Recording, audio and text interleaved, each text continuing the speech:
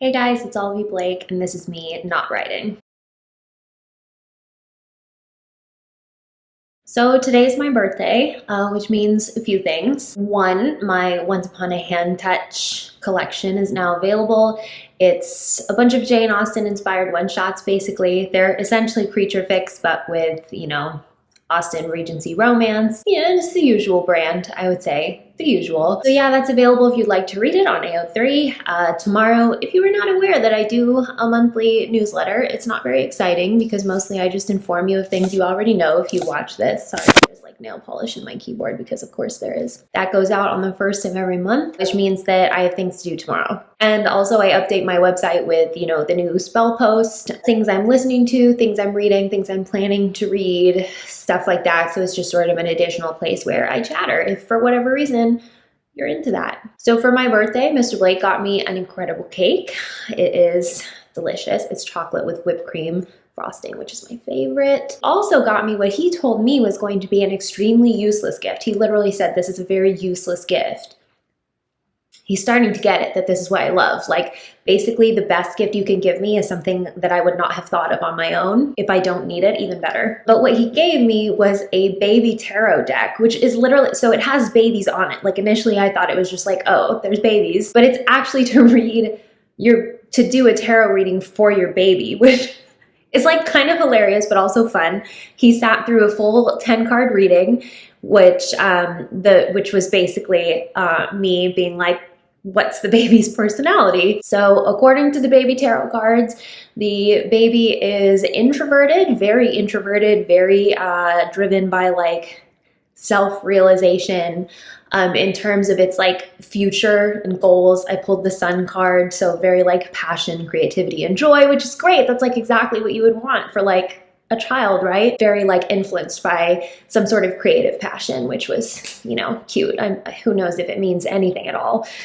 But yeah, for personality, I did pull the Hermit, so that was very interesting. And kind of the overarching card indicated like that my feelings on the pregnancy were kind of a risk, or that I felt that maybe I was taking a risk by having a baby in a pandemic. This has been sort of a topic of late, and it's like women aren't having babies during the pandemic, and it's like, I wonder why. Like probably because it's the dumbest decision ever, but it's happening anyway. But according to the cards, it all works out, so don't worry. So I thought that was really cute. And he was like, so now when your friends have babies, you can do their baby readings too. And I was like, that sounds great, actually. That's like, yeah, that sounds like a fun way to spend an afternoon. So there we go. Hi, Olivie. Do you have any tips for dealing with rejection, which is something that happens to us every year at this time? Because I think this is when people are starting to hear back from colleges and universities, and it's just kind of the way of it. I feel like there's two kinds of people. There's the kind of people who want to hear that something that has happened to them often happens and it makes them feel better, and people who really don't want to hear that because it makes their experience less singular. I feel like I sometimes fall into the later category, but this is very common. We had the same question last year. I did not watch last year's video. I have no idea what I said last year. No idea if it's going to be different or the same. This version is, I've been rejected from my dream university, which is notoriously selective and would have been difficult for my mental health anyway. I think you're just rationalizing there. You would have been fine. But it's still a punch in the gut, of course, because it's something you wanted. And I was just thinking about the idea of, I feel like one type of grief that we never really deal with is the grief of like a lost future. And I think that the disappointment that you feel that you can't necessarily put a finger on why it's so complex is because you don't really realize that you're grieving the plans that you had for yourself. You're literally grieving a lost version of yourself. And it is like something has died. And I think that's why it feels so hard that, you can rationalize all you want with maybe it's not the right place for me, maybe it wasn't the right fit, but ultimately you have lost this sort of idea of what you thought that your life was going to be. So it's understandable that you would be sad. And it says, anyway, I'm lucky to have lots of other options open to me. That's great, but I can't help feeling like I've capital F failed. Any advice would be hugely appreciated. I mean, the thing with stuff like this is that everything always seems like it's on this polarity of like success or failure, that like success is getting everything you wanted and failure is not getting the things that you want. But life isn't binary like that. You know, success isn't just one road. Success is many roads. I wrote in, I think, the Commoner's Guide, that this idea of fate as like you're not locked in to one path, or that every time you meet a choice, there's only two paths that branch off from there. I think that there are a variety of futures, and every time you make a decision, you essentially cast off a few alternate options, but you gain dozens more, because every time you make a choice, more futures appear. You know, you almost have to envision yourself as if you're like in a computer game, and once you've made one decision, like several more like paths populate for you. You can see a little bit clearer, you can get further to some new level or whatever. And of course, this is nothing that you can see from when you first start. The reason I like to think of it that way is because it makes it feel less like success or failure, which is already hard, because with, you know, something like university admission, extremely subjective. There are lots of factors at play that aren't just your credentials. They're not just whether you are the right person, yes or no. It's how do you fit compared to the other applicants? How do you fit compared to the people who are already in this program or already enrolled in this university? Sometimes it comes down to like just bare quotas. That's like, maybe you wanted to be part of a major and they got too many people applying to that major this year. It could be something totally subjective. I think I've said that I worked on scholarship admissions before, and I got to see just how personal it is, that people will look at an application, and because it's so hard to gauge, like you can look at two students who both have a 4.0, they have a perfect grade point average, but one did a bunch more extracurriculars, but one was like in leadership roles, or one went to like, you know, a lower income school, and maybe that means that, you know, the quality of what was available to them wasn't as good, or the caliber of their competition wasn't as good compared to the other candidate. But that also maybe means that they, you know, are very much capable of independent study. That it depends like how the admissions officer is ranking what they think is important. It's kind of like how algorithms seem like they're objective, but really they're based on like the engineer who built them, you know, and like what they think is important. Everything is so subjective. And even if it's not, even if it came down to, you know, it was you and someone who had a higher GPA than you did, that means nothing, you know? It's so hard to know who a person is or whether they're going to be successful, and it's just based on a series of guesswork that has very little to do with whether they think that you're like good enough or not. So first thing is to just realize this is not a failure. You did not fail. It's just that this door is not your door. This is another thing I've said before. If it doesn't open, it's not your door. And I get why that's so hard to move past. Because it's like I said, you're grieving the future you might have had. And you're allowed to feel that grief.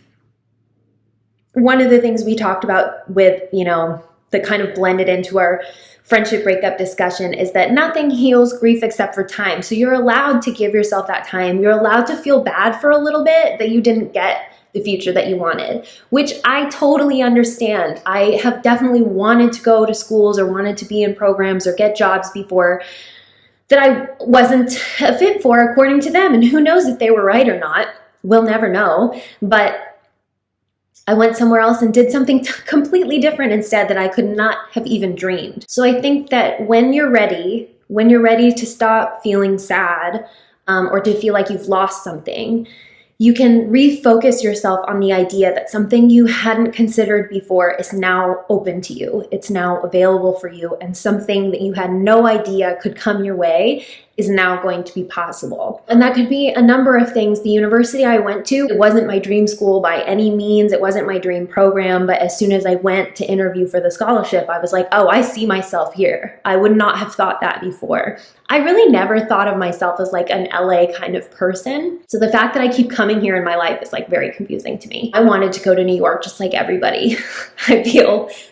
I feel like everybody thinks they belong in New York, or everyone of a certain personality archetype anyway, and I was one of those. But yeah, it turned out to be just the greatest decision. I really like found, I'm not going to say I found myself, but I found a lot of myself in college, and it was something I would not ever have guessed. And then when I went to law school, I didn't plan to go to Chicago for law school either, but I met my husband within a week and I didn't even finish law school. So it just goes to show that like you have no idea what your future self is going to want or need. And sometimes you just have to rely on the idea that the right thing will become clear to you, or not even the right thing, a right thing.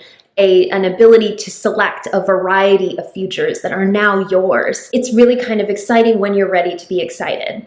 But while you're feeling sad, it's okay to feel sad. Just remember that there is no right track. Also, if this isn't the right place for you, wherever you end up going, you can always transfer. You can always try again with this other university. You can go abroad. You can try other programs. You're never locked in to one path. So yeah, just definitely as much as you can try to cut out the false dichotomy of like success, failure, right choice, wrong choice. You know, those aren't really real. Those don't really happen naturally, you know, in the natural world. What needs to happen in order for you to grow, you'll know it when you see it. I'm sorry that it feels sad. I know it must feel like a gut punch. It sucks. I'm in an industry where rejection is extremely common. I don't know if you knew that. I've been rejected many, many times in many different ways. And every time it feels like a door is slamming shut. And maybe that's true, but there are so many doors. There's so many doors, and multiple of them are yours. You can walk through any of them. You can change your mind, go back and walk through a different one. You know, it's never too late. So yeah. When you're ready, I think you'll be able to focus on the idea that you're just, you know, you barely even know what's out there. You have no idea what's out there for you, and it'll find you. Something exciting is ahead of you, especially if you choose to view it that way. And if it's not, change paths. Hey Olivie, I've been writing fanfic for about 4 years now, and while I don't think I want to pursue writing, I do love doing it. My question is, I know you've talked before about how the stuff that you experimented with the most tended to not do as well. How do you know if you've improved if the only thing you can use to measure is audience reaction? Is it a gut feeling, an extra unbiased set of eyes, or just reviewing older works? This is a super good question because, you know, I always refer to writing and storytelling as my art, and all art is subjective. So who really knows what's like better, right? I think that to some extent it is a gut feeling that yes, I do feel like this work is better. It's different. I'm doing something new. And sometimes, you know, sometimes new can be deceiving because just because something is different doesn't necessarily mean it's better. But I also like to think that there is an audience for everything. I think this is very true, especially with books where it's just like, you know, you can have such divergent opinions from people. There is an audience for everything. So if you feel that something is better, you are probably right, regardless of what your audience says or doesn't say. But I think that sort of a more important metric, because there's basically only two ways to be a writer, which is like to think that everything is awful or to think that everything is amazing. And like, you're probably wrong either way. So what's important is to have people that you trust, because everybody is going to have an opinion, and lots of those opinions are not important. And it is very hard to decide whose opinion is important or not. It can often feel like criticism because it sticks with you and feels so personal. That's important. But not every piece of criticism should be believed. You have no idea what the credibility of your reviewers is. You have no idea what background they come from. Sometimes I wish they would think about the fact that they have no credibility, but it's fine.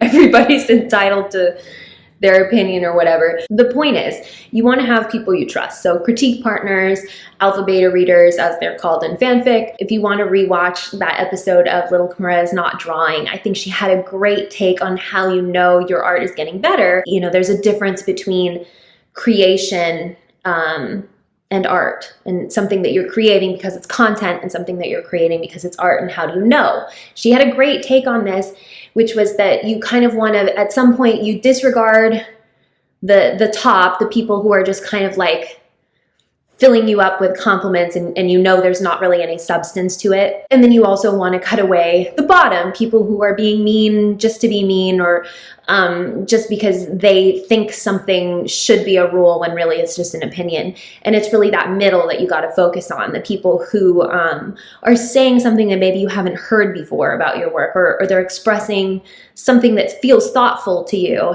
or something that you hadn't considered before. You want to focus on that like middle group of what those people are saying, because those are the people who are neither trying to sort of mindlessly build you up, but also not trying to tear you down. You really want to watch out for it, especially when you're working with critique partners. You don't want it to be some sort of toxic relationship where they only say nice things to you if you say nice things to them, or like it seems like how they react to your work is based more on how they feel about you at the time. That's the kind of relationship you want to avoid, because you have to feel like you can trust that this person is being honest with you about your work. That was sort of a long tangent about another subject. But I do think that you probably know whose opinions you can really trust, who's really being honest with you. And I think it is paying attention to the type of feedback you get. So like I've said before, Nobility was kind of one of these where the chapters really, I wouldn't say that Nobility is cohesive as a fit, as an entire story, because after a certain point I started to realize that like I was not going to win everyone over. People were really biased about which character they liked or not. So then I just started focusing on, okay, how do I want to write this scene? How do I want to like portray this? It was almost like shifting the camera angle sometimes. Like, how do I want to show this scene? And really experimenting with point of view. And so every chapter, especially towards the end, it's quite different because I was experimenting. And I think it was then you start to notice the difference between, oh, I just hate this character isn't enough like canon. Like, you can do away with that, because I wasn't really trying to imitate canon characters, okay, let's be honest. After a certain point, that was no longer important to me. That's the kind of stuff you disregard, and then you focus on people who are like, maybe I didn't understand this scene, or why was this scene here? And sometimes I didn't have a reason for it. And that was something to pay attention to, is like, was I just experimenting for style? And if so, did it work? Maybe not. How could I do it differently? How could I do it better? Or, people who felt that the pacing of a certain scene was really good and they're like, this is really exciting. And it's like, okay, well, how did I do that? How did I make that scene different from other scenes that are like it? So it really is a lot of reflecting back on not just what feedback am I getting, but what kind of feedback, how do I feel about it, and can I explain what I did to make them identify this thing about my writing, good or bad? Because that way you can learn something from it. You don't need to learn from every piece of criticism that you get, but it is good, I think, to be open to the idea of when people express confusion, or when they say, I liked this, but I don't know why it was here. Stuff like that is something that matters, that's like, okay, this isn't just empty. This isn't just, I didn't like it. This is, here's how I specifically felt about it. The best critique partners, I think, are the people who can give you like an actionable item that's like, this specific thing was off, or I felt this way about this thing. And then it's kind of your job to connect the dots. Paradox was pretty experimental with like language, which I got a lot of really interesting feedback on that. There was one passage actually in particular that people often brought up while reading, and it was kind of like that they liked the tone, or they would compare the tone to some other author. And it's like, well, what does that mean? Why did they think that? Why did that author come to mind? And then sort of deconstruct what I did pretty thoughtlessly, and then actually put some thought into it and decide, was that advancement? Was that improvement? Was it imitation? And then kind of deciding from there. Sometimes when people say they like something, it's worth stopping to think, okay, what was good about that? And what felt different about that? And how could I do it again? So it's just kind of, a retroactive, let's look at what I did and how I could improve it, how I could repeat it, what specifically worked. And I think that will sort of allow you to gauge how well you're doing. But also it is definitely partially a gut feeling. It's a feeling like, it's almost like it catches fire, It's like I tried something different and it really felt natural, and it felt like I wanted to read it again. If you want to read it again, that's a really good sign, because there are lots of chapters and passages that people love, like they say in the reviews, like, oh, this was amazing, that I hated, like I didn't even want to bother editing it. And so that's definitely not something, just because people say they loved it doesn't mean that it's actual improvement on the craft or anything like that. So it is definitely a mix of your perception of the work and how people are reacting to it. And then having that like trusted partner who's there with you, who's there to see the way you improve from work to work, from draft to draft, and making use of their judgment as well. Hi, Olivie. I'm wondering if you have advice on how to tell someone you struggle with abandonment issues, and if you have any tips on helpful ways to communicate with someone who struggles with these issues to ease their anxiety. So yeah, I for sure have abandonment problems. So fun and eccentric of me. So this is something where I would remind you that the only thing that you can control is yourself. So basically, you might mostly want to focus on how you communicate your needs to your partner, and this really depends a lot on knowing your specific triggers. People make light of the word trigger, you know, like people have really kind of made this seem like, I don't know, people really make fun of the idea of having triggers because it's misused a lot. A lot of people have like squicks, you know, things they don't like. Triggers are things that actually set off something that's a problem for you. So like with an abandonment complex, you have triggers, they're defined, but you have to know what they are, because if you don't, then there is no way that someone else is going to be able to figure it out. Always remember, you're inside your head, you're in your experience. Never rely on someone else to read your experience and react for you. So for me, I've got this weird thing where people putting on shoes makes me like really nervous for some reason. Like I panic a little bit if Mr. Blake puts his shoes on and I don't know where he's going, or, you know, even like I know he's not going anywhere. At the beginning of our relationship, he used to ask me like, how sure are you that I'm not going to leave you? And I would say on the day we got married, I was about like 70% sure. And that was like the best that I could do at the time. That was the best I had ever felt about anyone. I always feel like people are going to leave me, friends, family, whatever. Like I always feel like, not necessarily that they're going to physically leave me and like exit my life, but no longer be on my side or no longer want me around. You know, that all builds into the same concept and the same complex, that they will no longer be loyal to me or be, you know, will no longer love me, even if they're physically there.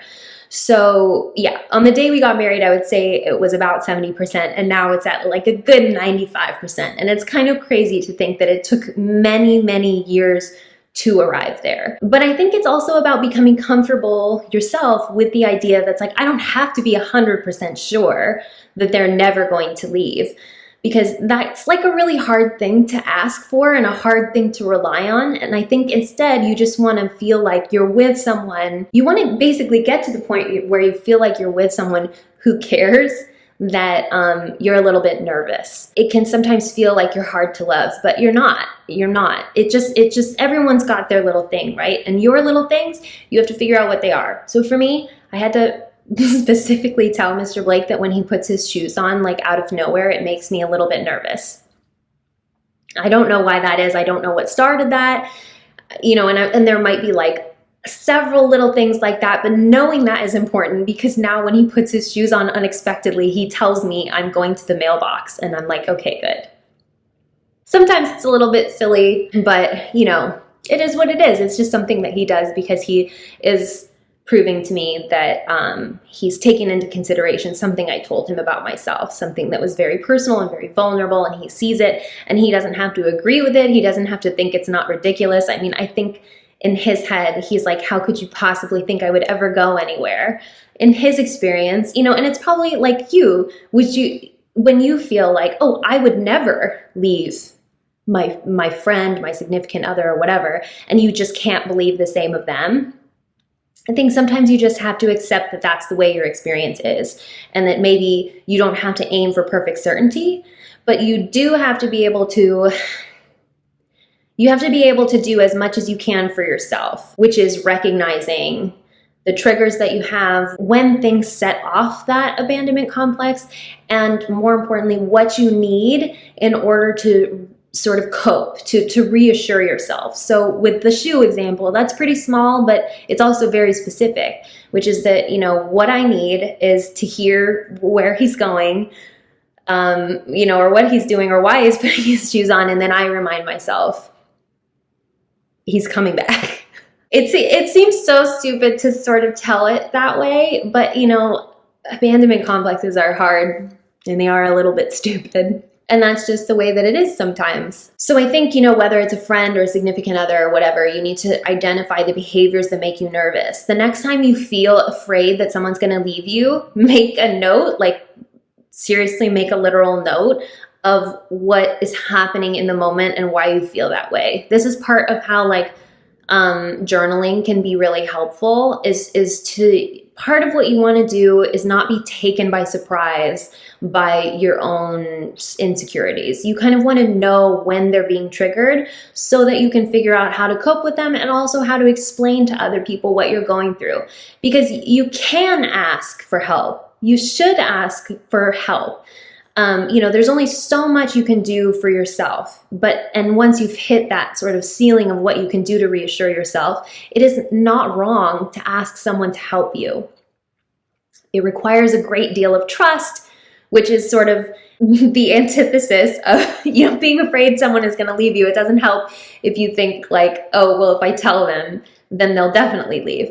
That's sort of a paradox, because I can promise you that no one wants to have to reassure you all the time that they're not going anywhere. Nobody wants to do that. And as much as you think you might be handling your abandonment complex, if you're trying to do it alone, you probably aren't handling it as well as you think. So it definitely helps, I think, to be able to communicate what your needs are. It takes the difficulty of trying to guess off the table for your partner, which is great, because then it's just up to them whether they give you what you ask for or not, which is pretty easy as far as things go, you hope. Definitely, you want to know yourself. You want to know what brings out those like small parts of you, the parts of you that make you feel like just like a cotton ball with googly eyes on. Like, unfortunately, in order to really love and be loved in this world, you have to be that version of yourself sometimes. You don't have to be that version of yourself with everyone, even if it's only with a few people or one person. That is very significant, even though it's scary.